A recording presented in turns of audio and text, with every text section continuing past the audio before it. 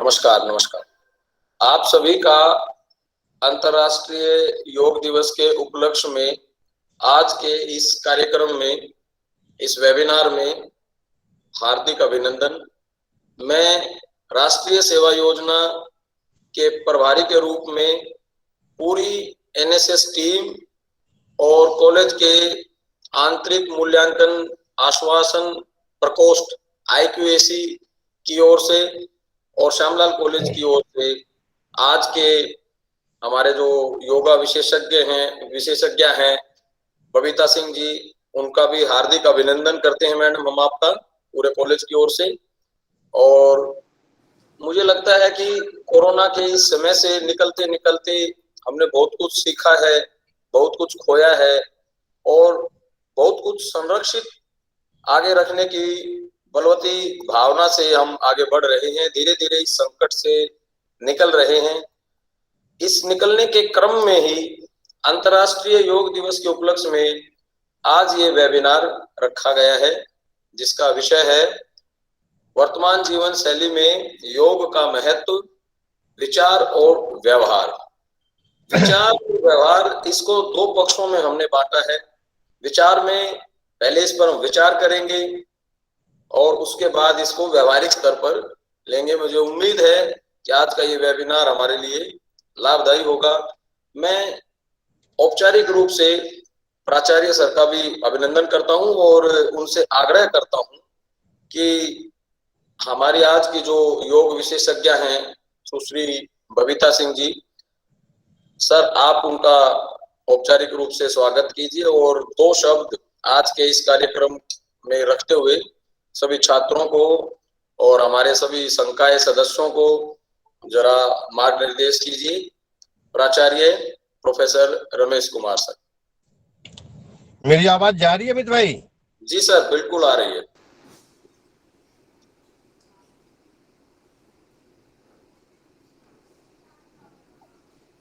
आप अब म्यूट हो गए हैं सर। हाँ, म्यूट हो गए हैं सर, अनम्यूट कर लीजिए, अनम्यूट कर लीजिए। जा रही है आवाज? हाँ, अब आ रही है। Thank you ji sir. सबसे तो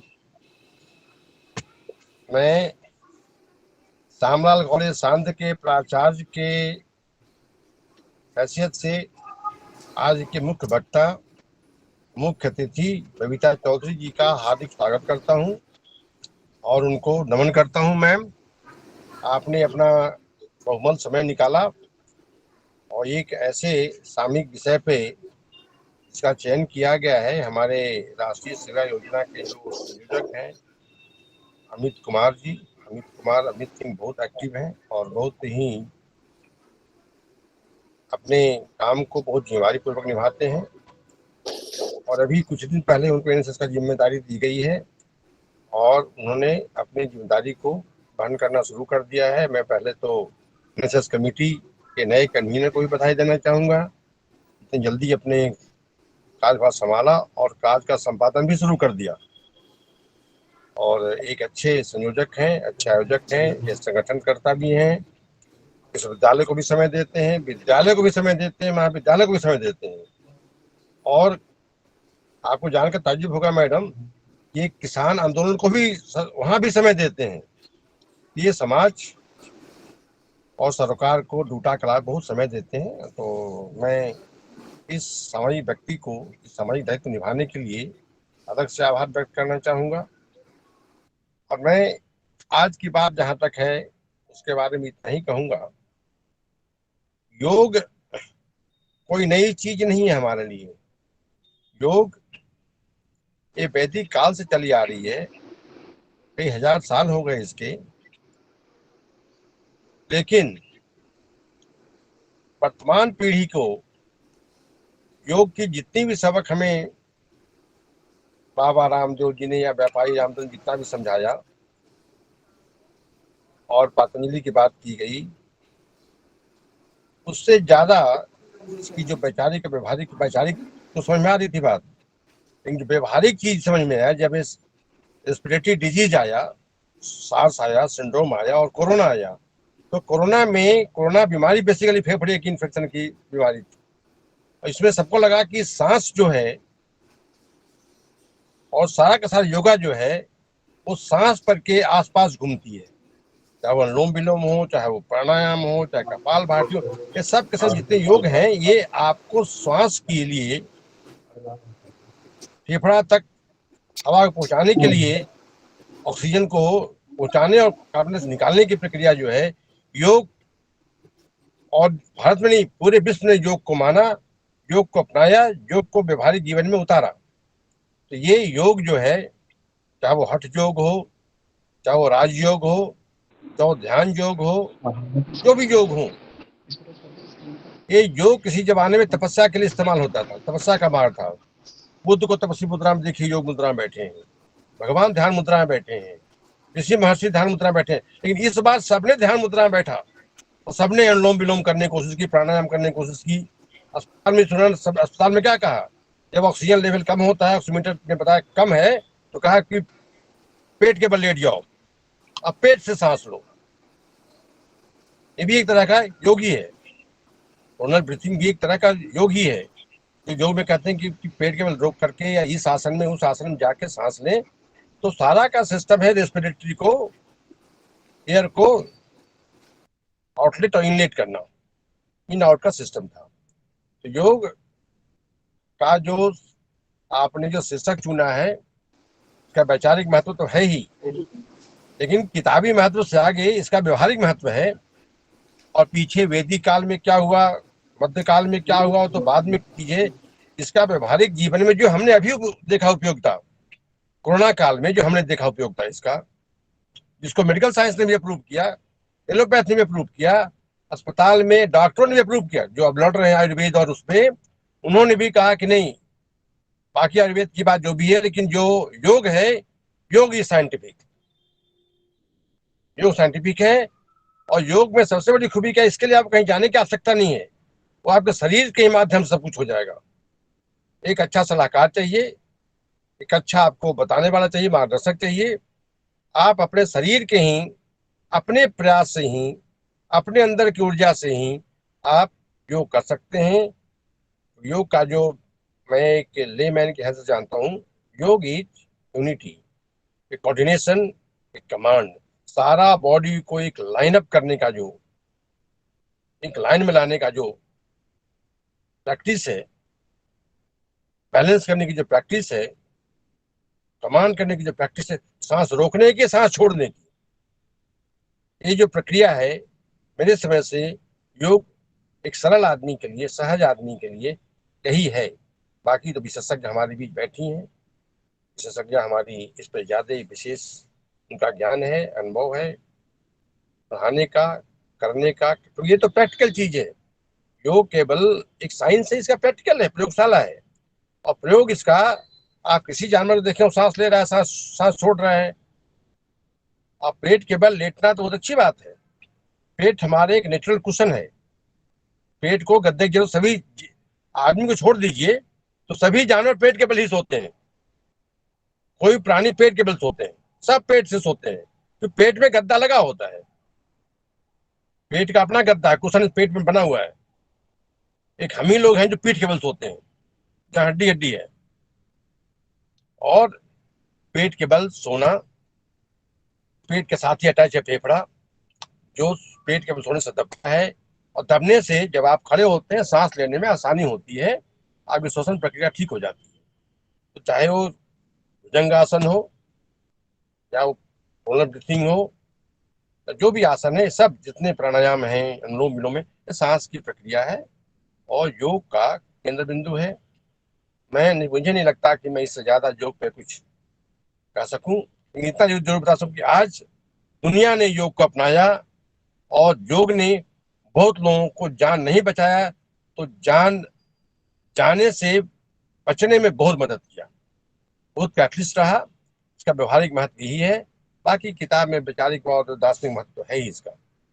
और योगा को अब जहाँ तक मेरी जानकारी है, कई यूनिवर्सिटीज ने, खासकर नई शिक्षा नीति जो 2020 की आई है, उसमें वैदिक ज्ञान में, प्राचीन सांस्कृतिक ज्ञान में भारत के धरोहर के रूप में योग को भी स्थान मिला है। अब कई विश्वविद्यालय ने तो इसको एक विषय के रूप में अपनाया है।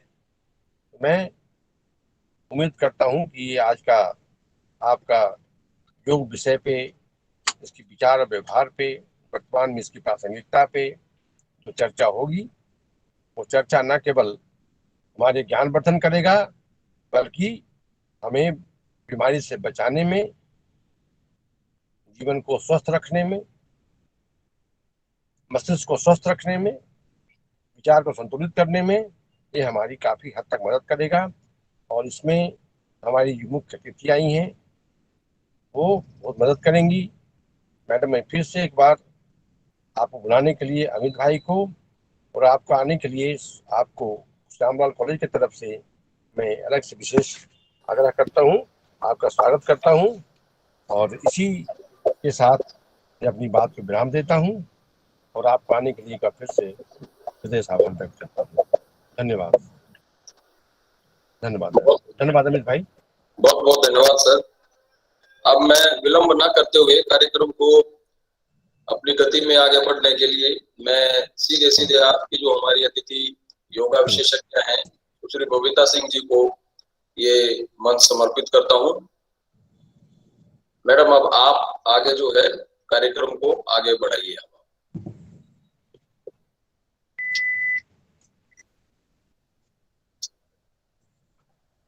अनम्यूट कर लीजिए मैम।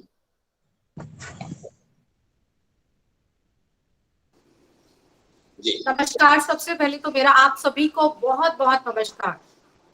श्यामलाल कॉलेज के प्रिंसिपल डॉक्टर रमेश कुमार जी, आपको मेरा नमस्कार। एनएसएस के कन्वीनर डॉक्टर अमित सिंह जी, आपको मेरा नमस्कार। मैं आप सबका धन्यवाद करती हूँ कि आपने मुझे इस वेबिनार में आमंत्रित किया। आज हम बात करेंगे योग, इंटरनेशनल योग दिवस पर। आज हम सभी यहाँ पर इकट्ठा इंटरनेशनल योग डे को मनाने के लिए इकट्ठा हुए हैं। इंटरनेशनल योग डे 21 जून को मनाया जाता है, हम सबको पता है, और पूरा विश्व इसको मिलकर मनाता है, चाहे फिर वो यूरोपीय कंट्री हो, एशियन कंट्री हो, सब। योग हम भारतीयों की धरोहर है, और ऐसी धरोहर है जो भारत में, और उसका प्रकाश पूरे विश्व में फैला हुआ है बहुत पूरी तरह से। योग दिवस मनाने का एक बहुत महत्वपूर्ण कारण है कि हम लोगों को अवेयर करना चाहते हैं, बताना चाहते हैं कि योग के द्वारा शारीरिक, मानसिक, आध्यात्मिक, भावनात्मक रोगों को, कष्टों को, दुखों को दूर किया जा सकता है और एक सुख से भरा हुआ, आनंद से भरा हुआ जीवन हम जी सकते हैं बहुत अच्छे से। फिर हम लोगों को बताना चाहते हैं कि योग बहुत मुश्किल नहीं है, उसमें सूक्ष्म व्यायाम है, आसन है, प्राणायाम है, ध्यान है। क्योंकि ना जब हमने किसी को एडवांस में देखा तो हमें लगता है कि नहीं, ये तो बहुत मुश्किल है, सर के बल खड़ा होना, शीर्षासन करना बड़ा मुश्किल है। लेकिन जैसे जैसे स्ट्रेंथ बढ़ेगी, स्टेमिना बढ़ेगा, बॉडी की स्ट्रेंथ बढ़ती चली जाएगी, वैसे वैसे हम टफ की तरफ भी जाते जाएंगे। पर योग करना मुश्किल नहीं है, हमारी हेल्थ के लिए, हमारे स्वास्थ्य के लिए करना जरूरी है। योग जो है वो सर्वश्रेष्ठ पद्धति है जीवन जीने की। बहुत अच्छा अगर हम जीवन जीना चाहते हैं तो हमें योग करना चाहिए। अब योग के बारे में हम बताते हैं कि योग है क्या। योग जो है वो संस्कृत का शब्द है, युज धातु से लिया गया है, जिसका मतलब है जोड़ना, मिलाना। और इसकी परिभाषा सबने अलग अलग दी है। जो आध्यात्म की तरफ जाते हैं वो कहते हैं कि योग आत्मा परमात्मा का मिलन है, तो कुछ कहते हैं कि शिव और शक्ति का मिलन है। फिर बाद में कुछ लोग कहते हैं कि नहीं, योग तो है जो श्री कृष्ण बोलते हैं कि योग तो कर्म को, अपने काम को कुशलता से करने की एक तरीका है, अनुशासन से अपने काम को करने का एक तरीका है योग जो है।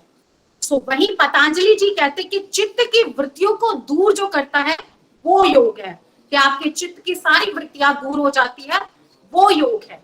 अब योग का इतिहास बहुत पुराना है, बहुत पुराना, सदियों पुराना। जैसा कि सर ने बताया कि योग का इतिहास बहुत पुराना है, ये सही बात है। गीता में, महाभारत में, रामायण में, वेदों में, पुराणों में हर जगह योग की चर्चा की गई है। कहीं पर आसनों की, कहीं पर प्राणायाम की, कहीं पर मुद्रा की, कहीं पर बंद की, हर जगह कुछ ना कुछ बात बताई गई है। योग से हम अपना शारीरिक विकास कर सकते हैं, मानसिक, आध्यात्मिक, और आप अपना भावनात्मक प्रॉब्लम्स को भी दूर कर सकते हैं। योग बहुत ताकतवर है, बहुत ही शक्तिशाली है। योग के बारे में महर्षि पतंजलि ने तो 8 अंग भी बता दिए, जिसमें उन्होंने कहा कि अगर इन 8 अंगों को फॉलो किया जाए तो बहुत अच्छा लाइफस्टाइल जी सकते हैं, हमारा जीवन शैली बहुत अच्छी हो सकती है। और वो महर्षि पतंजलि जी ने सदियों पहले लिख दिया था, जो कि आज हमारे जीवन से जुड़ी हुई है। देखिए उसमें बताया गया है, महर्षि पतंजलि जी ने कहा है कि यम है, नियम है, आसन है, प्राणायाम है, प्रत्याहार है, धारणा है, ध्यान, समाधि। यम 5 तरह के होते हैं, जिसमें सबसे पहले आता है कि अहिंसा, किसी के साथ मार पीट लड़ाई झगड़ा ना करना। ये महर्षि पतंजलि जी ने बोल दिया था कि ये योग का ही एक अंग है। दूसरा आता है सत्य, कि जीवन में अपने विचारों से अपने व्यवहार से सच बोलिए। तीसरा आता है आस्ते में चोरी ना करना, कोई भी गलत काम ना करना। फोर्थ हमारा नंबर बताया है उन्होंने ब्रह्मचर्य, अपने अट्रैक्शन को, अपनी इंद्रियों को कंट्रोल में रखना। और फिफ्थ वो बताते हैं कि अपरिग्रह, आजकल क्या करते हैं कि लगता है कि डिमांड किसी चीज की बहुत ज्यादा बढ़ रही है, तो लोग क्या करते हैं, उनको अपने पास रखना, समेटना शुरू कर देते हैं, अपने पास रखना शुरू करते हैं और फिर उसको महंगे दामों पर बेचना शुरू करते हैं। तो पतंजलि जी कहते हैं कि ये भी एक योग का पार्ट है कि ऐसा नहीं करना चाहिए। फिर आता है नियम में भी पतंजलि जी ने 5 स्टेप रखे हैं, जिसमें पहला स्टेप उन्होंने कहा है कि शौच, अपना बॉडी का पूरी तरह से साफ सफाई रखना, इवन अपने आसपास भी पूरी तरह से साफ सफाई रखना। दूसरा कहते हैं कि संतोष रहना चाहिए, आपको जो भी आपके पास है उन सब में आपको सेटिस्फाई रहना चाहिए, संतोष रखना चाहिए। तीसरा वो कहते हैं कि भाई तप करना चाहिए। अब तप का मतलब ये नहीं होता कि हम पहाड़ों पे जाए वहां पे तप करना शुरू करें, नहीं, जो हमने एम रखा है, जो हमारा उद्देश्य है, उसको पाने के लिए दिन रात एक करना, भूख प्यास का ध्यान न रखना, उसको पा लेना, उसके लिए खूब सारी मेहनत करना, वो है तप। फिर आता है स्व अध्ययन, फोर्थ हमारा है स्व अध्ययन, अपना अध्ययन करना, फेसबुक से, ट्विटर से, व्हाट्सएप से एंड सब चीजों से हमें सबकी लाइफ के बारे में पता है, सबका कि किसकी लाइफ में क्या हो रहा है। लेकिन महर्षि पतंजलि जी कहते हैं कि हमें अपना भी अध्ययन करना, अपने बारे में जानना है कि हमारे अंदर क्या क्वालिटी है, उन क्वालिटी को आगे निकालना है, बाहर निकालना है। नेक्स्ट आता है ईश्वर परिधान। ईश्वर परिधान का मतलब है कि ईश्वर में विश्वास रखना। जैसे कि अब कोरोना वक्त चला हुआ है, बहुत डरे हुए हैं हम, बहुत सहमे हुए हैं, क्योंकि हमने जान का, माल का बहुत नुकसान हुआ है, हमारे अपनों को हमने बहुत खोया है, बहुत ज्यादा, बड़ी दुख बड़ी खड़ी थी हमारे लिए ये। तो ईश्वर का विश्वास मतलब ये कि सब ठीक हो जाएगा। अभी भी हमारे मन में एक विश्वास है, एक ट्रस्ट है, भगवान सब ठीक कर देगा। तो इसमें क्या हुआ, एक भगवान ठीक कर देगा, पॉजिटिविटी आती है, पॉजिटिविटी आई। नेक्स्ट हमारा है आसन। महर्षि पतंजलि जी ने आसन के बारे में कहा है कि स्थिर सुखम आसनम, जिस पोस्चर में आप स्थिर रह सकते हैं और आनंद से रह सकते हैं, वही आसन है और जिससे आपको आराम मिले। जैसे कि आप आजकल देख रहे हैं कि कोई भी पूरी तरह से फिट नहीं है, अलाइनमेंट प्रॉब्लम सबको है, किसी को बैक पेन, किसी को नी पेन, किसी को सर्वाइकल, किसी को साइटिका, बहुत सारी प्रॉब्लम्स है, किसी को हाई बीपी, किसी को लो बीपी, हार्ट ब्लॉकेज, हार्ट से प्रॉब्लम, यूट्रस वाली प्रॉब्लम, ओवरी वाली प्रॉब्लम। सो जब आसन करेंगे तो ये सारी धीरे धीरे दूर होना शुरू हो जाएंगी जब हम करेंगे। और टफ नहीं है, योग टफ नहीं है। जैसे जैसे बॉडी में स्ट्रेंथ बढ़ेगी, ताकत बढ़ेगी, तो ऑटोमेटिकली बॉडी अच्छा करना शुरू कर देगी। फिर आता है प्राणायाम। प्राणायाम में सांस का भरना, सांस का निकालना और सांस का रोकना, इन तीनों का बंच होता है और उसको कहा जाता है प्राणायाम। उसमें बहुत सारे प्राणायाम है, सूर्य वेदी हमने जोड़ दिया, उज्जयी और आपका भामरी, भस्त्रिका, बहुत सारे प्राणायाम आ गए। तो उनसे हमारे इंटरनल ऑर्गन्स हेल्दी बन जाते हैं, स्वस्थ बनते हैं, जैसे कि किडनी, लीवर, लंग्स, हार्ट, सबके लिए बहुत अच्छा है प्राणायाम। नेक्स्ट महर्षि पतंजलि जी ने बात करी है कि प्रत्याहार। प्रत्याहार मतलब कि अपने विचारों में भी कोई गलत भावना है, न सोच में न विचारों में। जब न सोच में गलत भाव आएगा, न विचारों में गलत भाव आएगा, तो हम गलत भी कुछ नहीं कर पाएंगे, बिल्कुल नहीं करेंगे, सब अच्छा हमारे जीवन में होता चला जाएगा। नेक्स्ट में आता है हमारा धारणा। धारणा धारणा के बारे में हम देखते हैं कि बच्चे ना बड़े चंचल होते, इवन हम भी बड़े चंचल हैं कि एक चीज से हटे फिर दूसरी चीज, तीसरी चीज, चंचलता बहुत है। जब हम धारणा रखते हैं, करते हैं, तो एक एम रखते हैं कि हाँ मैं स्वस्थ हूँ, मैं फिट हूँ, सो वो एक धारणा आ गई अंदर, तो चंचलता धीरे धीरे कम होनी शुरू हो जाती है। फिर आता है ध्यान, किसी भी चीज में अपने आप को लगा देना, उस पर फोकस करना ध्यान। जब हम ये सातों स्टेप कवर कर जाते हैं, तब आता है हमारा समाधि, कि हमें पूरा फिटनेस आता है। समाधि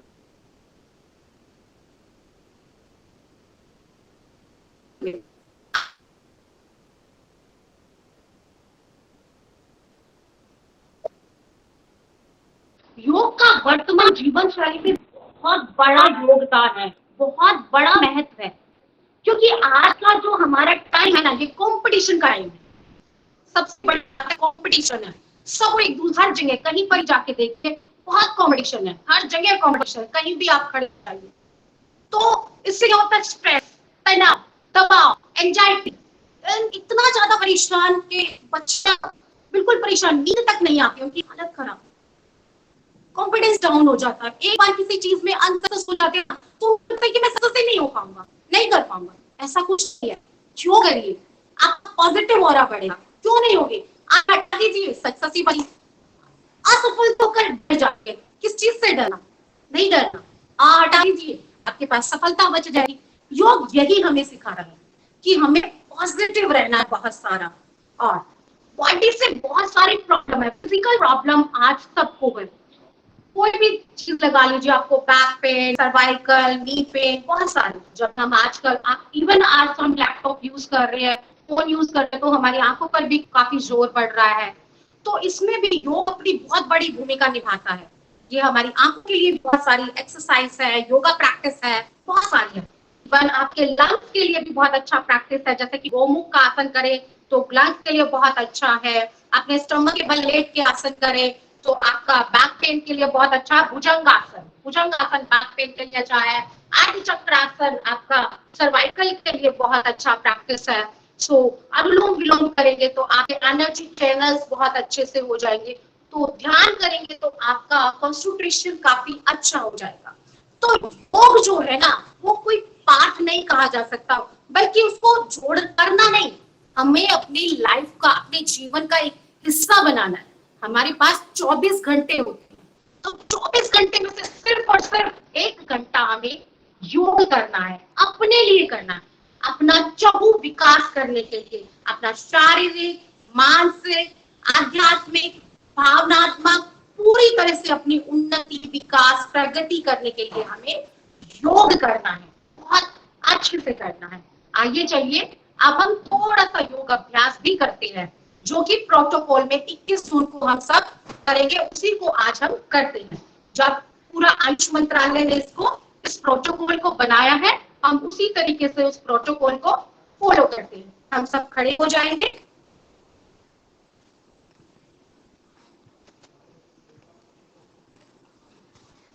सबसे पहले अपना गर्दन का वर्कआउट करेंगे। हम अपने हाथों को अपनी कमर पर रखेंगे और अपनी गर्दन को ऊपर और नीचे, सांस भरते हुए पीछे की तरफ लेके जाएंगे, सांस निकालते हुए आगे की तरफ, फिर से सांस भरते हुए पीछे की तरफ लेके जाएंगे, सांस भरते हुए आगे की तरफ, सांस भरते हुए पीछे की तरफ और सांस निकालते हुए आगे की तरफ।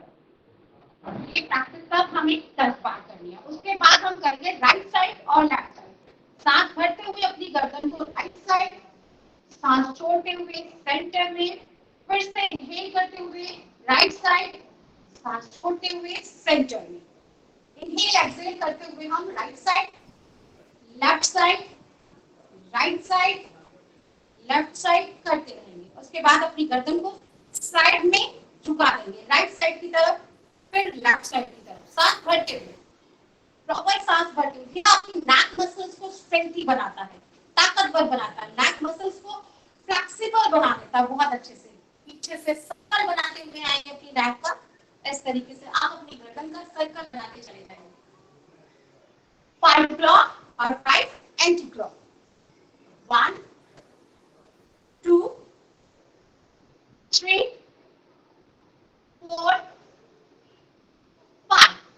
क्लॉक स्टार्ट कर देंगे यहीं से 1 2 3 4 5 रिलैक्स करेंगे।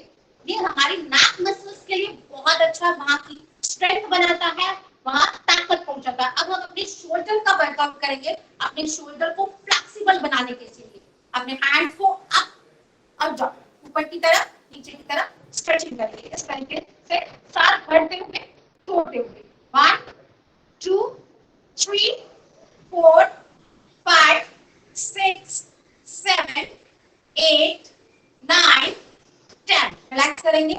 साइड से अपने हाथों को ऊपर की तरफ लेके जाएंगे, फिर नीचे की तरफ, सांस भरते हुए ऊपर, सांस छोड़ते हुए नीचे।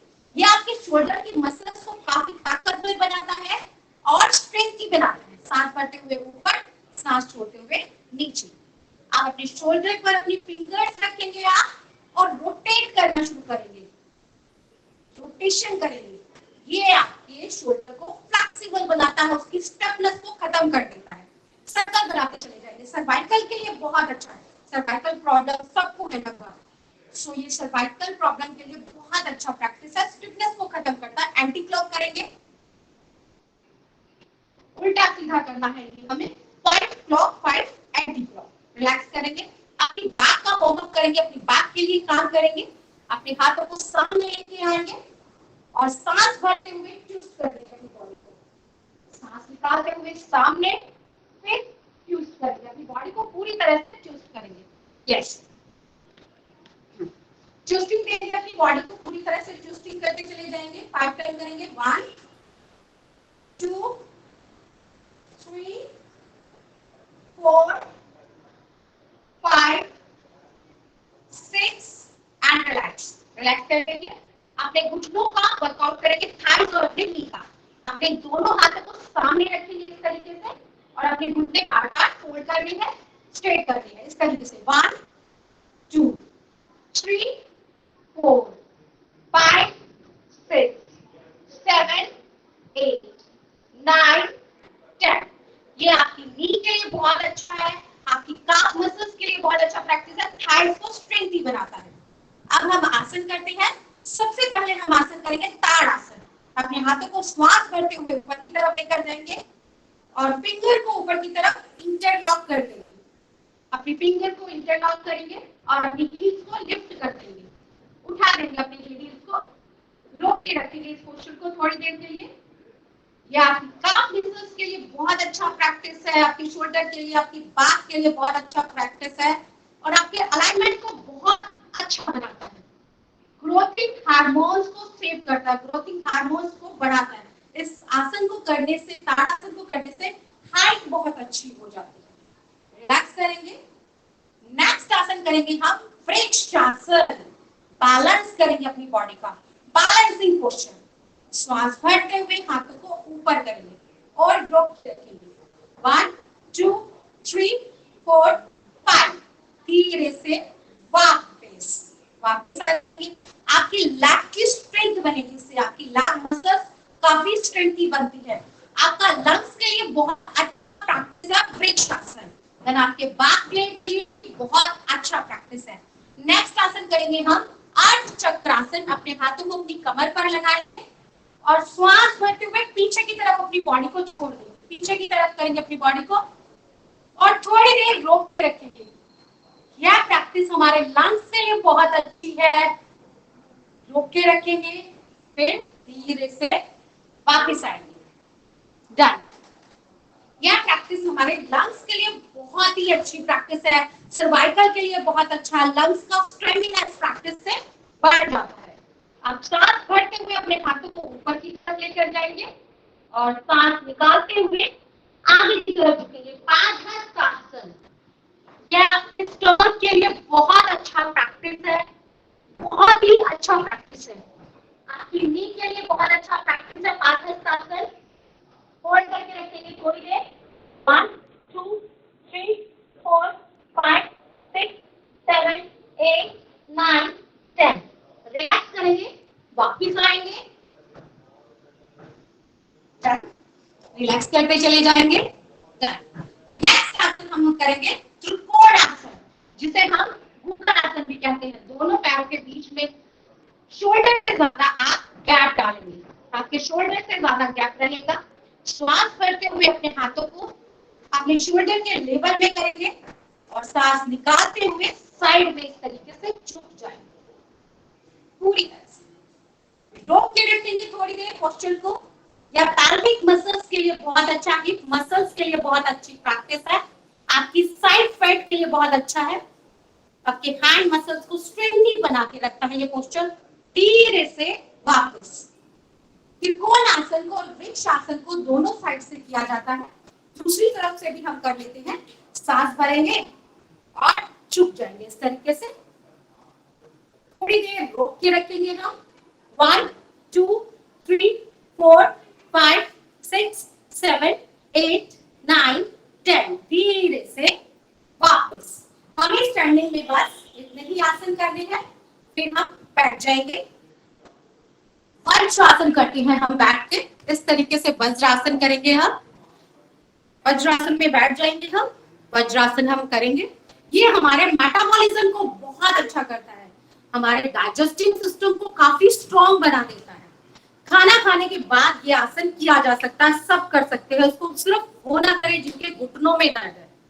इस आसन का ये तो सबको पता है कि खाना खाने के बाद किया जा सकता है और ये डाइजेस्टिव सिस्टम को, मेटाबॉलिज्म को बहुत अच्छा करता है। इसका एक और बेनिफिट बहुत अच्छा है, ये क्या करता है, हमारी काफ मसल्स को स्ट्रेंथी बनाना शुरू कर देता है, स्ट्रेंथी बना देता है। हमारा बॉडी वेट जो होता है हमारी काफ मसल्स पे होता है। हमारी थाई मसल्स के लिए बहुत अच्छा प्रैक्टिस है, हमारी हिप मसल्स के लिए बहुत अच्छा है, बैक के लिए बड़ी अच्छी प्रैक्टिस है, जो कि हमारी बैक को स्ट्रेट रखता है जब हम वज्रासन में बैठते हैं। थोड़ी देर रोक के रखेंगे, उसके बाद हम करते हैं भद्रासन। भद्रासन जिसे हम बटरफ्लाई पोस्चर भी कहते हैं, इस तरीके से। ये हमारी पैल्विक मसल्स के लिए बहुत ही अच्छा आसन है। लेडीज की प्रॉब्लम में बहुत अच्छा आसन है। यूट्रस, ओवरी से रिलेटेड प्रॉब्लम्स उनकी ठीक हो जाती है। आपके थाई के लिए बड़ा अच्छा प्रैक्टिस है, सबकी थाई के लिए बड़ा अच्छा प्रैक्टिस है आपका भद्रासन। थोड़ी देर इसमें बने रहेंगे। 1 2 3 4 5 6 7 8 9 10। नेक्स्ट आसन हम करेंगे अर्धउष्ट आसन, जो कि हमारे लंग्स के लिए बहुत अच्छा है, हमारी किडनी के लिए बहुत अच्छा है, हमारी बैक के लिए बहुत अच्छा प्रैक्टिस है, सर्वाइकल के लिए बहुत अच्छा है। बट इसे नी पेन वाले ना करें। अपने घुटनों पर इस तरीके से हम खड़े हो जाएंगे, घुटनों पर खड़े हो जाएंगे इस तरीके से। अपने हैंड्स को अपनी बैक पे इस तरीके से ग्रिप कर देंगे, अपनी गर्दन को पीछे की तरफ छोड़ देंगे। थोड़ी देर रोक के रखेंगे। आपके लंग्स के लिए बहुत अच्छा प्रैक्टिस कहा जाता है इसको, आपके लीवर के लिए बहुत अच्छा प्रैक्टिस है, सर्वाइकल के लिए बहुत ही अच्छी है, जो कि आज की हमारी मोस्ट प्रॉब्लम है। धीरे से वापिस आ जाए। और ये आज हम सुन भी रहे हैं कि कोरोना बहुत बढ़ रहा है, लास्ट टाइम से एक महामारी का रूप ले लिया है कोरोना ने। तो जब हम योगा करेंगे तो हम कोरोना को भी दूर कर सकते हैं, क्योंकि हमारा रोगों से लड़ने की क्षमता बढ़ जाएगी, हमारा इम्यूनिटी बहुत अच्छी हो जाएगी, हमारी स्ट्रेंथ काफी, लंग्स की स्ट्रेंथ बढ़ती चली जाएगी धीरे धीरे। जब पहली लहर आई थी तो हमें नहीं पता था कि वो सेकंड लहर इससे इतनी ज्यादा खतरनाक होगी, इतनी खतरनाक की जान तक जाएगी, ऑक्सीजन मिलना बंद हो जाएगा। फर्स्ट लहर में हमें बिल्कुल भी अंदाजा नहीं था कोरोना की जो फर्स्ट लहर आई थी, और हमने बहुत बहुत बहुत खोया है। लेकिन हम कोशिश करेंगे कि अब हम ना कोई योगा करें, खूब अच्छे से योगा करें, एक चेन बना ले, जैसे कोरोना ने चेन बना ली ना और टूट नहीं रही है, तो हमें भी योगा की चेन बनाकर उस कोरोना की चेन को तोड़ना है, पूरी तरह से तोड़ना है और स्वस्थ बनना, और फिर से वही दिन वापस लेकर आने हैं जो हमारे हमसे छूट गए। वो दिन वापस लेके आएंगे, फिर से स्कूल कॉलेज जाएंगे। लेकिन इसके लिए हमें अपने इम्यून सिस्टम को स्ट्रॉन्ग करना पड़ेगा, अपने लंग्स की ताकत बनानी पड़ेगी, अपने इंटरनल ऑर्गन्स पे काम करना पड़ेगा बहुत अच्छे से। अब हम शशांक आसन करते हैं। शशांक आसन में क्या करेंगे, अपने हाथ के बीच में इस तरीके से गैप डालेंगे और सांस भरते हुए अपने हाथों को ऊपर की तरफ, सांस निकालते हुए आगे की तरफ इस तरीके से झुक जाएंगे। बॉडी को पूरा रिलैक्स करके रखेंगे, रोक के रखेंगे थोड़ी देर 1 2 3 4 5 6 7 8 9 10। धीरे से आप वापिस आ जाएंगे, इसी पोस्चर में बने रहेंगे। उत्तान मांडूकासन करते हैं, जो कि हमारे लंग्स के लिए बहुत अच्छा, स्पेस बढ़ता है हमारे लंग्स में। देखिए, जब हमारी बॉडी में कोरोना आ जाता है, हो जाता है, तो वो ठीक होना शुरू हो जाता है, ठीक हो जाता है। लेकिन ठीक होते टाइम आपने देखा है, जब हमें कभी चोट लग जाती है तो स्ट्रेचिंग हो, खिंचाव आता है, जब वो ठीक होते तो खिंचाव आता है। तो ऐसे हमारे लंग्स में भी इस तरीके से सिकुड़नपन आता है। तो ये मैकेनिकली प्रॉब्लम है। जब आप प्रैक्टिस करेंगे, सांस भरेंगे खूब सारा और उसको रोक के रखेंगे थोड़ी देर के लिए, तो मैकेनिक वर्कआउट करेंगे हम, आसन करेंगे जब हम, तो उसका स्ट्रेचिंग होगी, उसको स्पेस मिलेगा लंग्स को भी। तो हम क्या करेंगे, वज्रासन में अपने लात को खोलेंगे, उठे, मांडूकासन हम कर रहे हैं, अपने राइट हैंड को लेफ्ट साइड लेकर जाएंगे और अपने लेफ्ट हैंड को राइट साइड लेकर जाएंगे। इस तरीके से पूरा स्ट्रेचिंग करेंगे, लंग्स को खींच के रखेंगे, बैक को स्ट्रेट रखने का कोशिश करेंगे हम, थोड़ी देर इसमें बने रहेंगे। ये हमारे लंग्स के लिए बहुत अच्छा पोस्चर है। और जो आज की हमारी प्रॉब्लम्स होती हैं, back pain, cervical, thyroid, PCOD, उसमें भी ये बहुत अच्छा काम करती है। ये प्रैक्टिस हमारी थोड़ी देर रोक के रखेंगे। 1 2 3 4 5 6 7 8 9 10। धीरे से वापिस आ जाते हैं हम। अब हम करते हैं मकर आसन। मकर आसन ट्विस्टिंग पोस्चर कहा गया है। अपने दोनों पैरों को इस तरीके से आप सीधा कर देंगे, डन। अपने एक पैर को इस तरीके से फोल्ड करेंगे, किसी भी एक पैर को आप इस तरीके से फोल्ड कर देंगे। जो आपका सेम हैंड है, जो खड़ा हुआ घुटना है, उसको पीछे की तरफ लेकर जाएंगे और दूसरे हाथ से इस तरीके से ट्विस्टिंग करेंगे। इस तरीके से आप ट्विस्टिंग करेंगे, थोड़ी देर रोक के रखेंगे।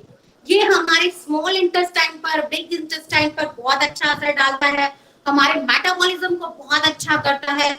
हम खाने से ना बहुत सारे जूसेस लेते हैं, और जूसेस को बनाने में बहुत अच्छा काम करता है और बॉडी के हर पार्ट में पहुंचाने में अपना बहुत बड़ा रोल निभाता है। ट्विस्टिंग करके रखेंगे। शुगर के लिए भी बहुत अच्छा प्रैक्टिस है, क्योंकि इसमें हमने ट्विस्टिंग किया है। रिलैक्स करेंगे, दूसरे पैर से फिर से कर लेते हैं। हमें ये आसन दोनों साइड से करना है, तो हम दूसरी साइड से भी इसको करते हैं, दूसरे पैर से भी करते हैं इसी तरीके से। डन। अपने पैर को फोल्ड करेंगे इस तरीके से और अपने सेम जो पैर खड़ा है उस हाथ को पीछे की तरफ लेकर जाएंगे और ट्विस्टिंग करेंगे। पूरी तरह से अपने आप को घुमा देंगे। 1 2 3 रोक के रखेंगे, थोड़ी देर इस आसन में बने रहेंगे। पाल्विक मसल्स के लिए बहुत अच्छा है, मसल्स के लिए बहुत अच्छा है, इंटेस्टाइन के लिए बहुत ही अच्छा प्रैक्टिस माना जाता है। ये वक्रासन है ये आपका। आप रिलैक्स कर देंगे, अपने दोनों पैरों को सीधा कर देंगे। अब हम स्टमक के बल आते हैं, अपने पेट के बल लेते हैं।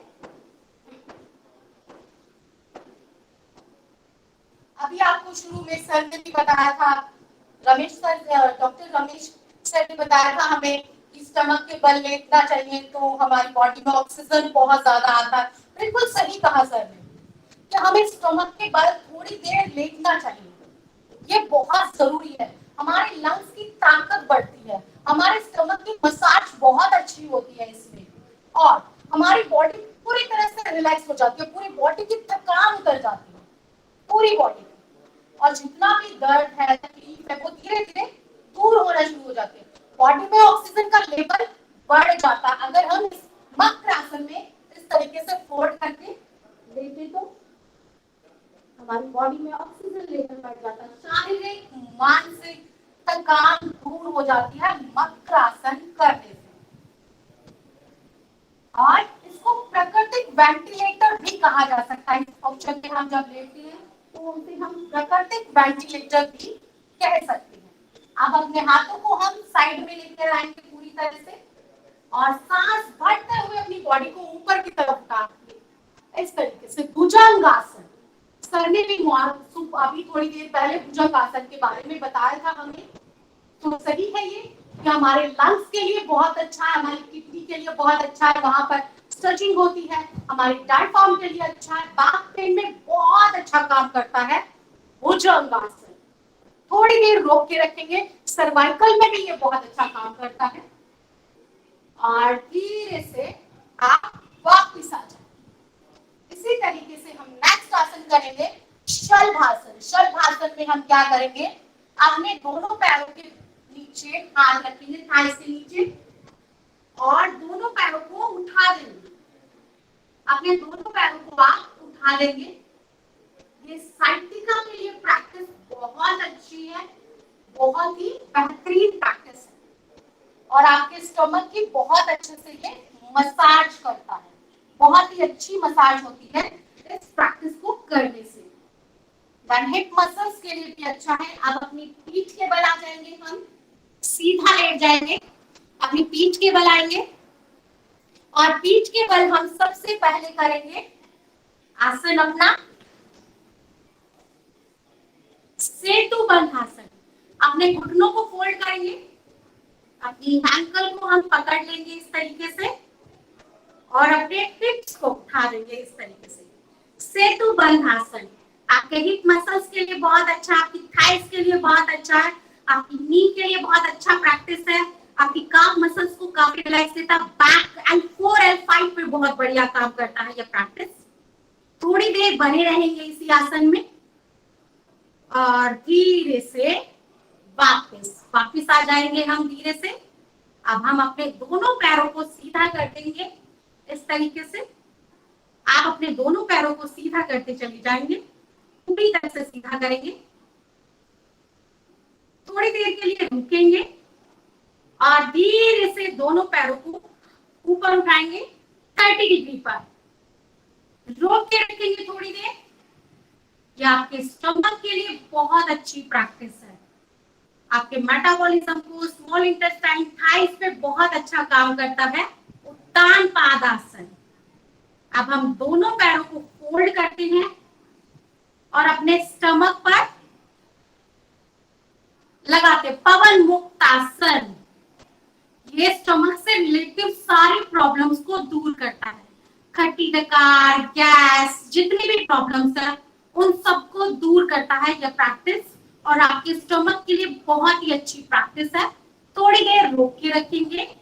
L4 L5 को पूरी तरह से रिलैक्स करता है पवन मुक्तासन। इस तरीके से हम करते हैं पवन मुक्तासन को। यह आपकी बैक को स्ट्रेंथ, L4 जो हमारा बैंडिंग पॉइंट है L4 L5 उसको बहुत अच्छा बना देता है। धीरे से रिलैक्स करेंगे, दोनों पैरों को आप सीधा कर देंगे। अब आप सांस भरते हुए दोनों पैरों को ऊपर उठा लेंगे, 90 डिग्री पर लेकर आएंगे, अपने पंजों को बाहर की तरफ खींच देंगे, थोड़ी देर रोक के रखेंगे। ये आपके लैग के लिए प्रैक्टिस बहुत अच्छी है। आपका ब्लड का फ्लो आपके हार्ट की तरफ जाता है, और आपके लैग्स में अगर स्वेलिंग है तो पैरों में खड़े खड़े जब स्वेलिंग आ जाती है, अगर इस पोस्चर को किया जाता है तो वो स्वेलिंग भी दूर हो जाती है। बट ध्यान रखिए कि इसको दीवार के सहारे भी किया जा सकता है, और झटके से नहीं उठाना होता है, धीरे से उठाना होता है। आप धीरे से वापस अपने स्टेमिना के अकॉर्डिंग ही आपको ये रोकना होता है। थोड़ी देर के लिए अपनी बॉडी को पूरा रिलैक्स कर देंगे। जो भी आपने वर्कआउट किया है उससे अपनी बॉडी को पूरा रिलैक्स करेंगे, ढीला छोड़ देंगे। शवासन करेंगे इसमें हम, जिसमें आपकी पूरी बॉडी ढीली हो जाएगी। आप अपनी पूरी बॉडी को ढीला छोड़ देंगे।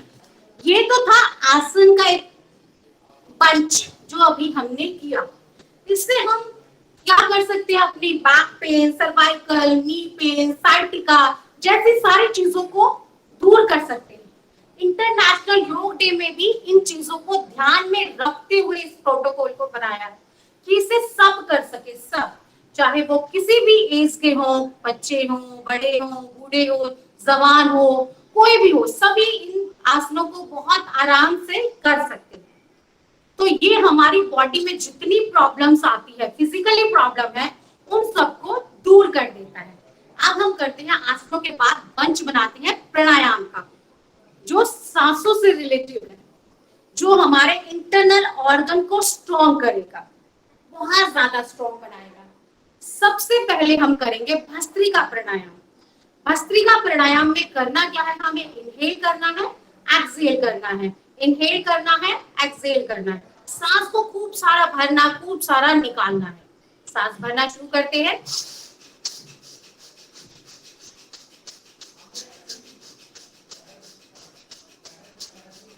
ये है हमारा भस्त्रिका प्राणायाम। पढ़ी अकॉर्डिंग अपने अपने स्टेमिना के अकॉर्डिंग इसे तेजी से, धीरे से, बहुत तेजी से किया जा सकता है, जैसा आपका स्टेमिना।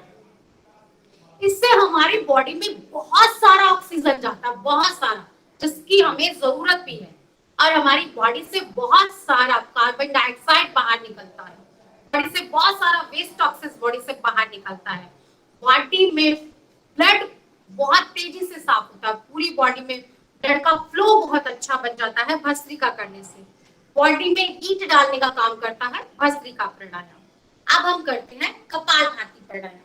कपालभाति प्राणायाम आप सब जानते हैं, भस्त्रिका भी सब जानते हैं।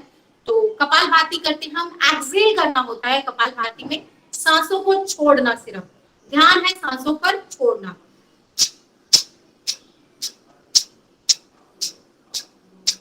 आपको सांसें छोड़नी है अपनी क्षमता के अकॉर्डिंग। कितनी देर तक आप छोड़ सकते हैं, 10, 20, 30, धीरे धीरे आप इसको बढ़ा सकते हैं, टाइम पर भी ला सकते हैं।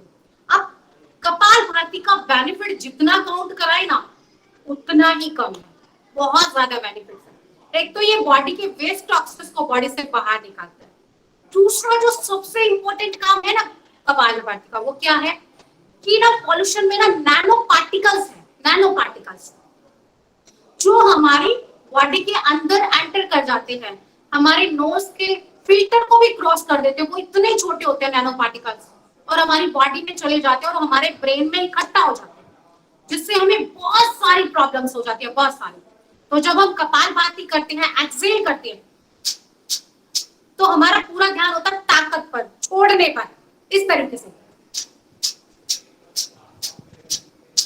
तो क्या होता है उसमें एक वाइब्रेशन होती है और एक वैक्यूम क्रिएट हो जाता है, वैक्यूम, बहुत पावरफुल वैक्यूम। तो क्या करता है वो वैक्यूम, नैनो पार्टिकल्स को बॉडी से बाहर निकालकर फेंक देता है। सो ये है कपालभाति के बेनिफिट। एक बार फिर से थोड़ा सा हम कपालभाति कर लेते हैं।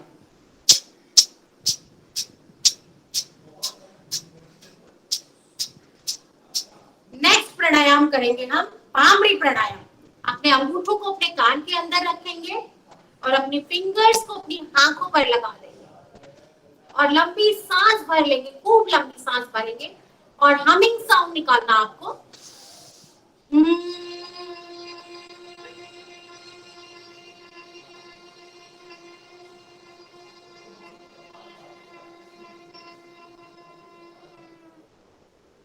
इस हमिंग साउंड से आपके ब्रेन का स्ट्रेस दूर हो जाता है, पूरी तरह से स्ट्रेस दूर, आप पूरी तरह से रिलैक्स हो जाते हैं और आपको बहुत अच्छी नींद आ जाती है।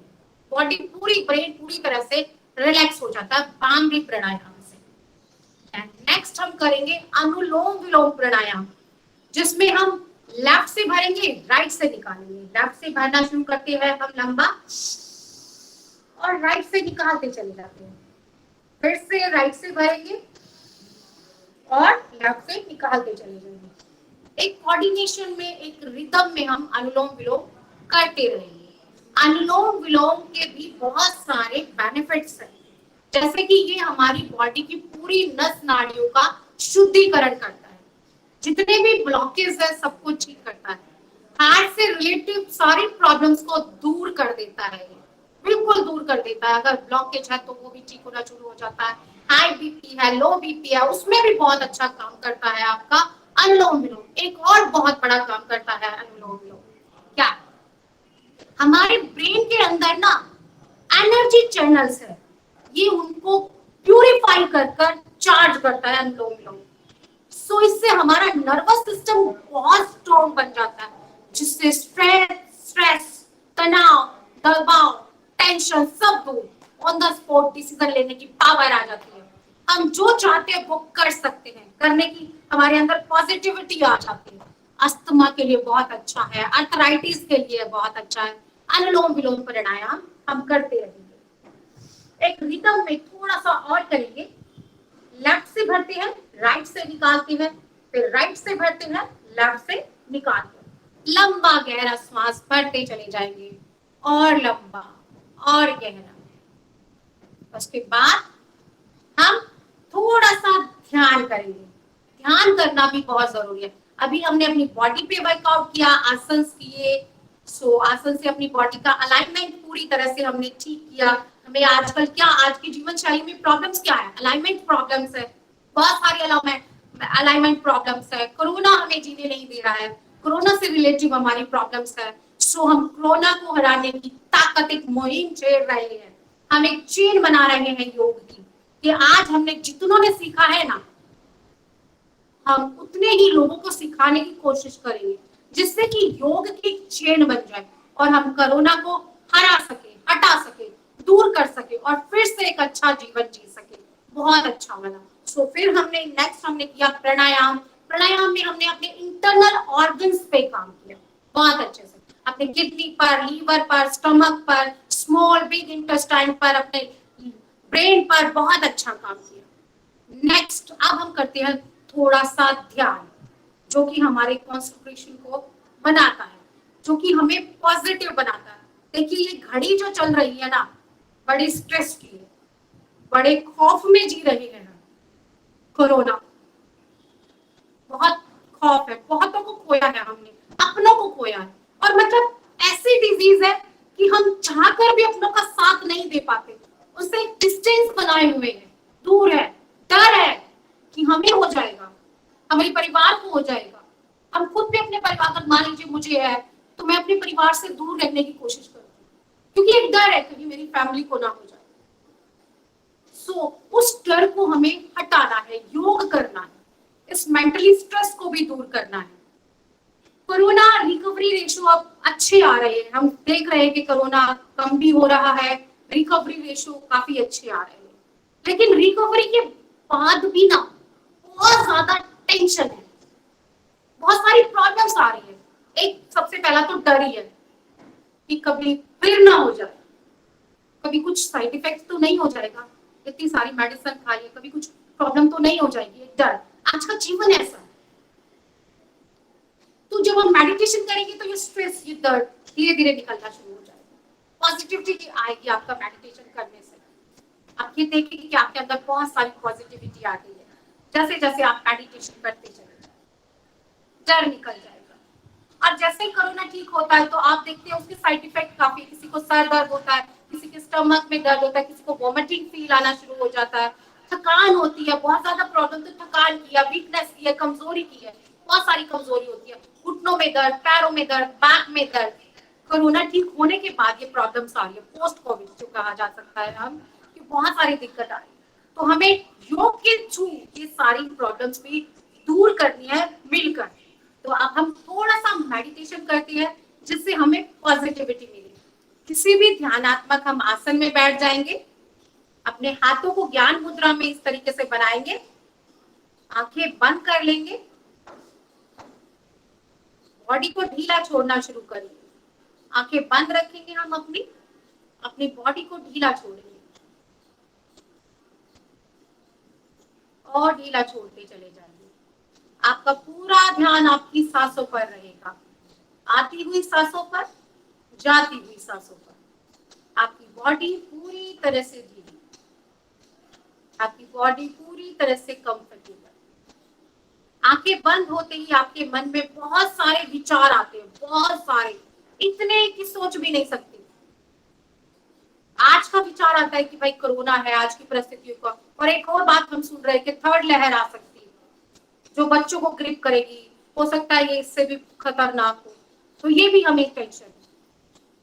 सो हमें पॉजिटिव रहना है कि हम योग करेंगे, अपने परिवार को योग कराएंगे, अपने बच्चों को योग कराएंगे, जिससे कि वो थर्ड लहर को हम रोक सके, और अगर आए तो वो हमारे कंट्रोल में हो, इससे भयंकर ना बने। आंखें बंद, विचारों का मंत्र है, किसी भी विचार को निकालने की कोशिश ना करें, अपने आप आएंगे चले जाएंगे। एक मूवी की तरह चलने दीजिए।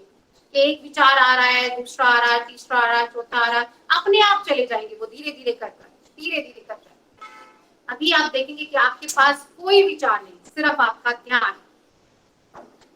आप जितनी भी आवाजें बाहर की सुन सकते हो, दूर दूर तक की आवाजें सुन सकते हैं, सुनने की कोशिश करिए। आप जहां पर आप हैं वहां की आवाजें सुनने की कोशिश करिए। अब अपनी श्वासों की आवाजें सुनिए, अपनी हार्ट बीट की आवाजें सुनिए। जब आप श्वास भरें तो महसूस करें कि मेरी बॉडी में पॉजिटिव हार्मोन्स बन रहे हैं। जब आप श्वास छोड़ें तो महसूस करें कि नेगेटिविटी बॉडी से बाहर निकल रही है। जब आप श्वास भरें तो सोचें हैप्पीनेस हार्मोन्स बहुत सारे बन रहे हैं। जब आप श्वास छोड़ें तो महसूस करें कि सैडिंग हार्मोन्स बॉडी से बाहर निकलते जा रहे हैं। आप पूरी तरह से पॉजिटिव, ब्लैंक, ब्रेन बिल्कुल ब्लैंक, कोई विचार नहीं। हम पहला विचार लाएंगे कि हम सबसे हेल्दी हैं, सबसे फिट है, हमारी बॉडी के अंदर रोगों से लड़ने की शक्ति है। इस विचार को अपनी पूरी बॉडी में वाइब्रेट करते चले जाइए कि हमारी बॉडी में रोगों से लड़ने की ताकत है, कोरोना को हराने की ताकत है हमारी बॉडी में। अब दूसरा विचार लाएंगे अपने ब्रेन के अंदर कि मैं बहुत खुश हूं, हर परिस्थिति में बहुत खुश हूं, मैं बहुत पॉजिटिव हूं, अब जो होगा बहुत अच्छा होगा। अब तीसरा विचार अपने ब्रेन में लाएंगे कि ईश्वर हमारे साथ है।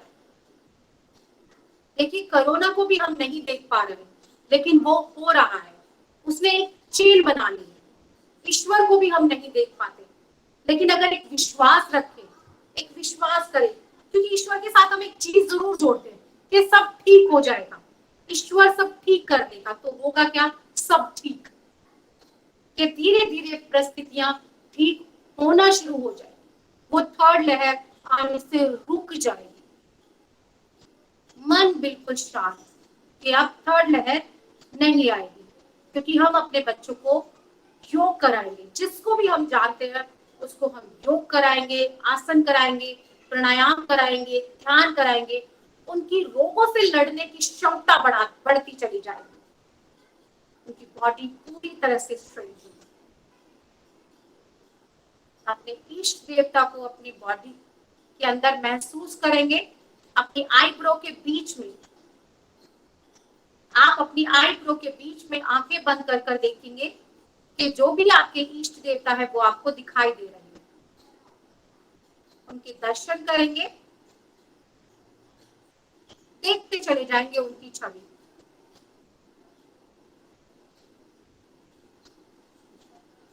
आपकी श्वासों पर ध्यान, आती हुई श्वासों पर, जाती हुई श्वासों पर। एक ओम चैंट करेंगे, लंबा गहरा श्वास भरते हुए, खूब लंबा गहरा श्वास भरते हुए।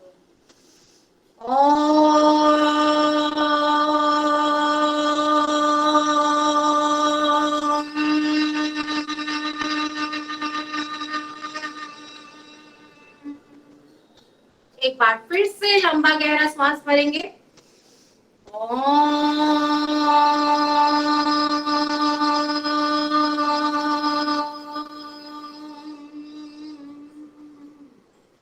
अंतिम बार लंबा गहरा श्वास भरेंगे और ओम चैंट करेंगे।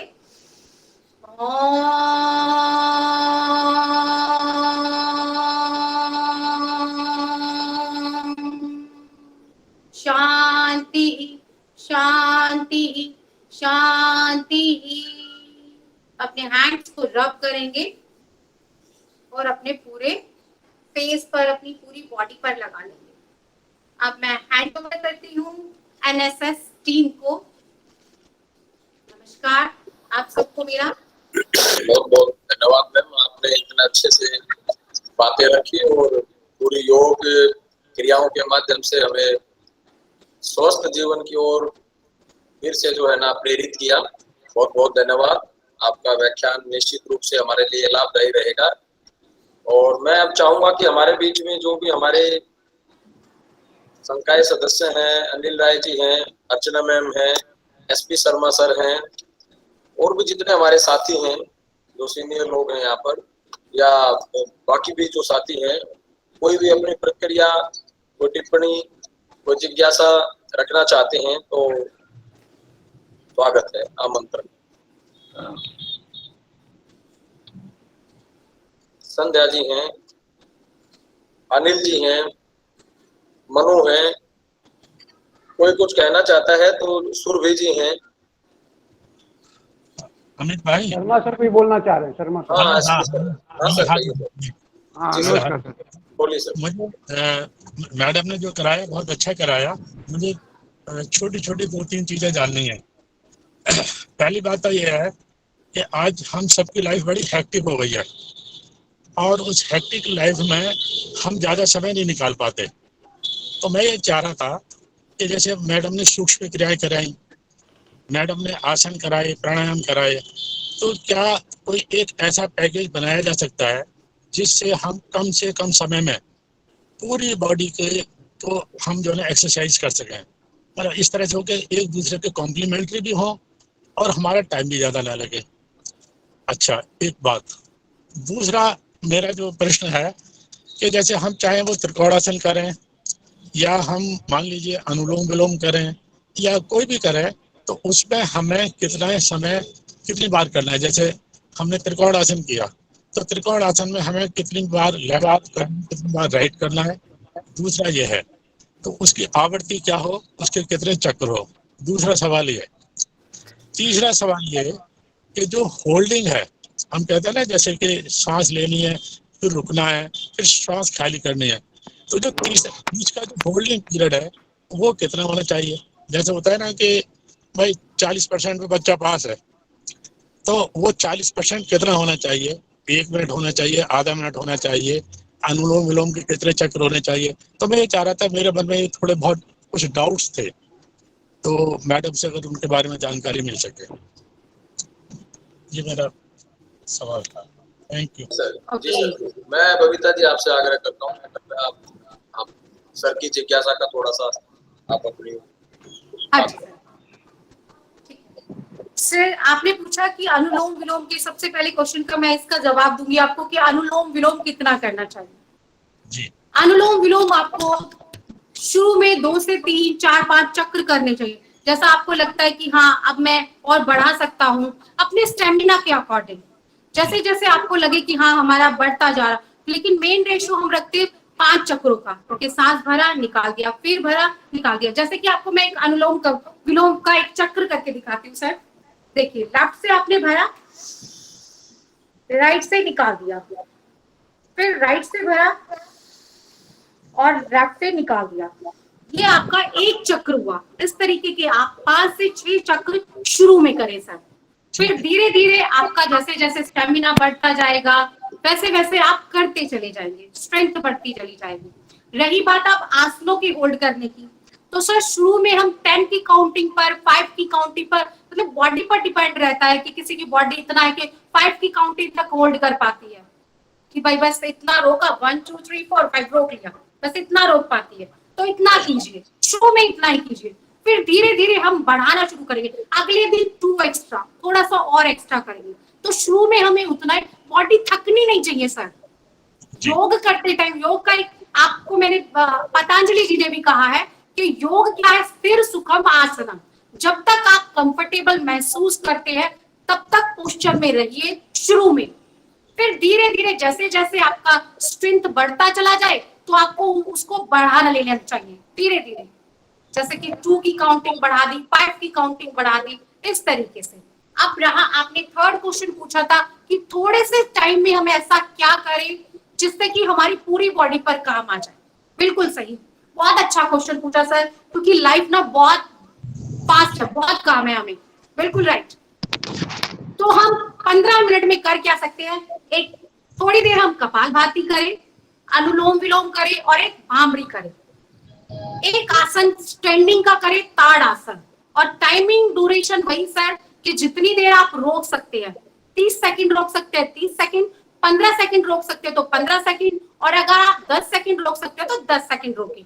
फिर धीरे धीरे बढ़ाएं।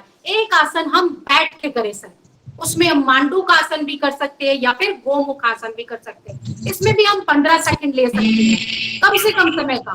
फिर एक आसन सर हम ले ले पेट के बल का, जिसमें हम भुजंग आसन कर ले, बहुत अच्छा है, बैक पेन के हमारा अलाइनमेंट बहुत अच्छा होएगा। ये भी हम 15 सेकंड करेंगे, 30 सेकंड भी बढ़ा सकते हैं। फिर एक हम पीठ के बल लेंगे, पीठ के बल लेकर हम पवन मुक्त आसन कर सकते हैं सर, जो आपके स्टमक के लिए बहुत अच्छा। देखिए पूरा सीक्वेंस हमारा बन गया, और इसमें आपके सिर्फ मुश्किल से 15 से 20 मिनट लगेंगे सर इस पूरे प्रैक्टिस में। जी जी, जैसे हमने भुजंग आसन किया, तो भुजंग आसन के हम जैसे होल्डिंग मान लीजिए आपने कहा 10 सेकंड या 15 सेकंड, जितना आप आराम से कर सके करें। तो दूसरा मैं ये जानना चाह रहा था कि इसमें हम कितने चक्कर करें, 2 चक्कर करें, 3 चक्कर करें? हाँ जी सर, 3 चक्र करें सर, 3 चक्र करेंगे तो आपको बहुत अच्छा बेनिफिट मिलेगा। आपने बहुत अच्छा क्वेश्चन पूछा, कोई आपने देखा होगा, अभी इवन मैंने भी आपको एक ही राउंड करके दिखाया, क्योंकि टाइम हमने देखा था, हमारे पास इतना ही टाइम था कि हमने एक बार सिर्फ उसको आपको बताया कि भुजंगासन ऐसे करना है। सो हम भुजंगासन को 3 राउंड कर सकते हैं, और ताड़ासन को भी 3 बार कर सकते हैं। पहले में हमारी क्या होगी, फ्लेक्सिबिलिटी बनेगी। सबसे पहले हम फ्लेक्सिबिलिटी पे काम करते हैं सर, सेकंड हम स्ट्रेंथ पे काम करते हैं कि मसल स्ट्रेंथी हो जाए, ताकतवर हो जाए। फिर हमारा होल्डिंग टाइमिंग बढ़ता अपने आप चला जाएगा सर। 3 राउंड्स हम रखते हैं, 10 सेकंड्स के 3 राउंड्स रखेंगे। तो अब इसमें मुझे एक चीज और पूछनी थी, जैसे भुजंगासन है, इसमें भी 2-3 अवस्थाएं हैं। एक तो हम जो है ना दोनों हाथ सिर के दाएं बाएं रखते हैं, दूसरा फिर हम जो है अपने चेस्ट के पास रखते हैं। सॉरी सर, कौन सा आसन? भुजंगासन में जो आपने बताया, हाँ जी, एक तो हम चेहरे के दाएं बाएं करके करते हैं भुजंगासन, दूसरा हम शोल्डर के पास अपने हाथ भी रख लेते हैं, और कभी कभी थोड़ा सा उसके कमर के पास कर लेते हैं। कभी कभी कमर के पास ले आते हैं। यस सर, सबका अलग अलग बेनिफिट है सर। अच्छा, तो हर आसन का अलग अलग। एक दिन में ना एक ही टेक्निक यूज करिए। मान लीजिए एक आपने ये सीधे हाथ रख के, ये इस तरीके से आपके हाथ सामने आ गए सर, और गर्दन उठा दी। भुजंगासन में पहला स्टेप मैं आपको बता रही हूँ, तो ये नेक के लिए, सर्वाइकल के लिए बहुत अच्छा है। एक दिन में यही आसन करें। फिर आप साइड में लेके जाएंगे और अपनी चेस्ट को उठा देंगे, ये आपके लंग्स के लिए अच्छा। एल्बो नहीं उठानी इसमें, ये आपके लंग्स के लिए बहुत अच्छा है सर। इसके 3 मतलब एक टेक्निक एक दिन में एक बार में एक ही यूज करेंगे, और वो लगातार 3 दिन यूज जरूर करें सर। उसी टेक्निक को 3 डेज हम यूज जरूर करेंगे, जिससे कि हमारी बॉडी पर उसका असर भी हो सके। फिर नेक्स्ट डे नेक्स्ट प्रैक्टिस हम करेंगे। फिर नेक्स्ट में हम बिल्कुल कमर के पास लाके बॉडी को उठाते हैं। ये हमारे हिप्स के लिए बहुत अच्छा, क्योंकि अलग अलग पोस्चर का अलग अलग रिजल्ट है। फिर हम देखते हैं कि दोनों पैरों को सीधा करके शोल्डर के ऊपर से ना पीछे हील को देखते हैं, भुजंगासन में सर पीछे देखते हैं, तो ये हमारी नाक मसल्स को काफी स्ट्रेंथी बनाता है, शोल्डर को बहुत स्ट्रेंथी बनाता है। तो हमें एक बार में ना सर एक ही टेक्निक यूज करनी है इस चीज को, क्योंकि अगर हम सारे यूज करेंगे तो फिर हम पेट के बल नहीं कर पाएंगे, क्योंकि टाइम तो हमें देखना ही ना सर, और 3 राउंड्स भी करने हैं हमें। तो एक बार में एक ही टेक्निक, और फिर हर दिन हमें अलग वैरायटी भी मिल जाएगी, ये भी बहुत अच्छी बात है। शर्मा सर, ऐसा है कि अच्छे सवाल पूछ रहे हैं, और आगे हाँ मैं ये कह रहा सर कि आगे ना हम एक योगा शिविर ही लगवा लेंगे, जब थोड़ा सा पैंडेमिक खत्म होगा और स्थिति सामान्य थोड़ा सा होने लगेगा, तो हम लोग इस पे लगा देंगे, और अपने जो कॉलेज के पार्क में है ना, सबको योगा करवा देंगे मैडम को बुला करके। 21 तारीख को भी कर सकते हैं हम लोग, 21 को।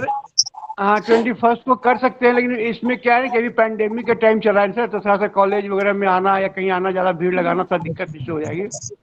बाकी जैसा आप लोग डिसाइड करेंगे वो हम। हाँ धन्यवाद।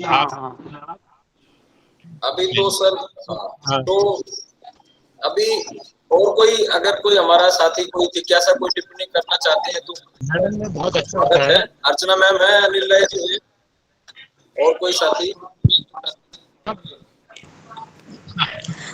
मैं अर्चना उपाध्याय बोल रही हूँ, और सभी को मेरा नमस्कार। सबसे पहले तो मैं अमित जी को धन्यवाद दूंगी कि इतना अच्छा कार्यक्रम इन्होंने हमें ऑनलाइन ही सही मुहैया करवाया। और मैडम से मैं जानना चाहूंगी कि मैडम के शरीर में हड्डियां हैं या नहीं, बिल्कुल रबड़ की गुड़िया जैसी हैं। इतना बढ़िया इन्होंने आसन करके हमें प्रैक्टिस दिखाया, मन को बहुत अच्छा लगा और सच पूछिए तो प्रेरणा मिली, उत्साह बढ़ा और जो मन डल हो रहा था उसमें फिर से स्फूर्ति आई और कहीं ना कहीं हमने प्रतिज्ञा किया कि हम भी इस आसन को, प्राणायाम को अपने जीवन में नियमित उतारें। जहां तक प्राणायाम और आसन की बात है तो इस बात से तो इनकार किया ही नहीं जा सकता कि ये हमारे तन के लिए, मन के लिए और इसके और आगे हमारी आत्मा के लिए अत्यंत आवश्यक है। अगर ये तन को स्वस्थ रखता है, मन को प्रसन्न रखता है, तो आत्मा का भी उत्थान करता है और सीधे ब्रह्म से हमारा साक्षात्कार करवाता है। और आज के समय में परिस्थितियां जितनी विषम होती जा रही हैं, योग उतना ही महत्वपूर्ण होता जा रहा है। तो निश्चित रूप से हम सभी को अपने जीवन में योग उतारना चाहिए। मैडम को बहुत बहुत धन्यवाद मेरी तरफ से। Thank you. और प्रशांत जी का ये मुझे बड़ा अच्छा लगा कि जब ये पैंडेमिक खत्म हो तो हमारे कॉलेज में मैडम को बुलाकर मुझे लगता है कि 2-3 दिन का एक शिविर जैसा कुछ लगवा दें, जिसमें कि हम सभी लोग आए और मैडम के सानिध्य में जो हमारी समस्याएं हैं उसका समाधान हो और हम जो है प्रैक्टिस कर सकें उसको। तो मुझे लगता है ये बहुत ही अच्छा सुझाव है। धन्यवाद सभी का। जी मैम, बहुत बहुत शुक्रिया मैम, अच्छा सुझाव है। और मैडम ने भी कहा तो जैसे ही सामान्य स्थिति होगी हम इसके लिए जरूर योजनाबद्ध तरीके से आगे बढ़ेंगे। अभी मैं हमारे IQAC के जो कन्वीनर है डॉक्टर प्रशांत कुमार जी, मैं उनसे आग्रह करूंगा कि आज के इस कार्यक्रम का औपचारिक धन्यवाद ज्ञापन एवं समापन की ओर वो लेकर जाएं। Doctor Kumar Prashant, convener IQAC। आवाज आ रही है सबको? जी सर, आ रही है। आज का कार्यक्रम जो हमारे अमित जी ने और NSS डिपार्टमेंट, NSS कमेटी ने और IPSC के साथ जो हमारा प्रोग्राम हो रहा है और हुआ, उसमें बबीता मैडम के आने के बाद हमें जानकारियों का जो कुछ भी अभाव था, जहाँ पे हमें संदेह था, वो सारे संदेहों का निवारण हुआ है। क्योंकि योग तो सभी को जानते हैं, योग सभी आज के टाइम में, खासकर जैसे बताया मैडम ने पैंडेमिक के टाइम में, लेकिन बहुत सारी चीज़ें जो टेक्निकलिटीज होती है, कैसे करना है, क्या करना है, इन सब चीज़ों को जो बारीकी ज्ञान जो होता है वो लोगों के पास नहीं होता है और उन सब का ज्ञान हमें आज मिला। और ये महसूस हुआ कि ऐसे पैंडेमिक का जिसमें कि सारी दुनिया परेशान है, पूरा विश्व परेशान है, और जैसे हम कहते थे कि हम लोग विश्व गुरु थे, विश्व गुरु थे इसी कारण से कि हमारी जो संस्कृति, हमारी जो परंपराएं, जो हमारा सनातन धर्म या जो भी रहा है, उसमें कहीं ना कहीं ये चीज़ें रही है कि हम योग के कारण, योग ने एक बहुत बड़ी भूमिका अदा की थी विश्व गुरु को बनने में। क्योंकि योग क्या था, जैसे मैडम ने इतनी विस्तार पूर्वक बताया, आप समझ ही रहे हैं कि योग का जो हमारे पुराने समय से जो चलता आ रहा है, उसमें बहुत सारी प्रक्रिया रही है। तो हमें विश्व गुरु बनने में एक बहुत भूमिका अदा किया था ऐसे टाइम पे जब हम विश्व गुरु थे। आज हम विश्व गुरु नहीं हैं और विश्व गुरु चाहते हैं कि हम बने, तो फिर से इस योग के द्वारा, क्योंकि योग सिर्फ ये नहीं कि हमारे शरीर और आत्मा को शुद्ध करता है, ये हमारे विकास, हमारे ग्रोथ को भी, हमारे पर्सनैलिटी को भी बढ़ाता है।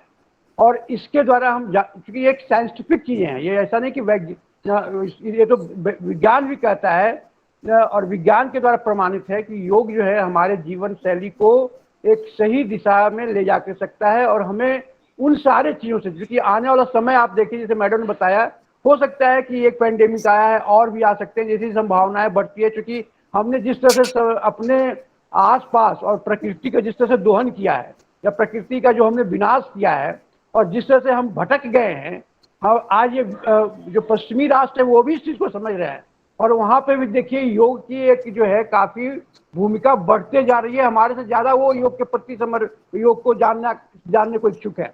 तो ये जरूर है कि योग ही एक ऐसा माध्यम है, व्यायाम और योग, जिसके द्वारा हम अपने शरीर और दिमाग और अपने देश समाज सबका विकास कर सकते हैं, और एक हम अच्छा लाइफ, कहा जाता था ना, हेल्थ इज वेल्थ, बचपन में ही सबसे पहला लेसन ही सिखाया जाता था कि हेल्थ इज वेल्थ, तो स्वास्थ्य ही धन है। तो स्वास्थ्य धन तभी बनेगा जब हम स्वस्थ रहेंगे, और स्वस्थ प्रवृत्ति तभी रहेगी जब हम योग के द्वारा अपने शरीर का शुद्धिकरण करेंगे, योग के द्वारा हम सीखेंगे और हम योग को अपने जीवन में, जीवन शैली में अपनाएंगे। और ये सभी, जैसे मैडम ने कहा, बहुत अच्छी बात कही, जिस तरह से उन्होंने समझाया और हर एक चीज पहलुओं को रखा कि ये सभी के लिए जरूरी है। आज के टाइम पे बच्चे हों, बूढ़े हों, जवान हों, सभी को, पूरे ये हमारे देश को नहीं, पूरे विश्व को जरूरत है। हम विश्व को ये ज्ञान दे सकते हैं। हम वैक्सीन से ज़्यादा, हम कह रहे हैं कि आज के टाइम में वैक्सीन से ज़्यादा अगर कोई चीज़ हमें सबसे ज़्यादा सुरक्षित और सही तरीके से इन सब बीमारियों से बचा सकता है, इन सब बीमारियों से, बहुत सारी बीमारियां हैं, आएगी जाएगी, लेकिन हमें अगर कोई बचा सकता है तो ये योग और आयुर्वेद जैसी चीज़ें हैं जो हमारी संस्कृति का पार्ट है, वही बचा सकता है। और ये बात सारे पूरे विश्व को लगभग आज के टाइम में ये पता चला हुआ है। इसलिए वैक्सीन तो जो है सो है ही है, लेकिन हम अगर बचना चाहते हैं सही में, तो हमें वैक्सीन के अलावा भी हम योग को अपनी जीवन शैली में उतारें। जैसा मैडम ने बताया, आज मैडम का जो व्याख्यान रहा है वो काफ़ी लाभदायक रहा है, काफ़ी लाभप्रद रहा है। और हम मैडम को आज के लिए, जैसे अमित जी ने बुलाया और आई हमारे बीच में और हमें इतना सारा ज्ञान दिया योग के बारे में, और जिस तरह से किया, जिस तरह की शैली, जैसे मैडम ने बताया ना, अर्चना उपाध्याय ने, कि मैडम शरीर जिस तरह की है कि लगता था जैसे कि हम लोग सब घर में आप कर रही हैं तो हम भी कर रहे हैं, न भी कर रहे थे तो लग रहा था कि हम कर रहे हैं, क्योंकि ये आभास हमें भी मिल रहा था कि बड़ा अच्छा अनुभव हुआ। तो हम मैडम को बहुत बहुत आभार व्यक्त करते हैं और आज के लिए स्वागत और आभार व्यक्त करते हैं कि मैडम ने अपना समय, बहुमूल्य समय हमें आज दिया है। हम लोग बहुत लाभान्वित हुए हैं। हम अमित जी को, प्राचार्य महोदय को, और जो हमारे शिक्षक साथी हैं, हमारे बच्चे हैं, सभी को आज के इस कार्यक्रम में शामिल होने के लिए और इस कार्यक्रम से लाभान्वित होने के लिए बहुत बहुत धन्यवाद, बहुत बहुत बधाई। बहुत बहुत शुक्रिया सर। सभी को नमस्कार, फिर मिलते हैं। नमस्कार।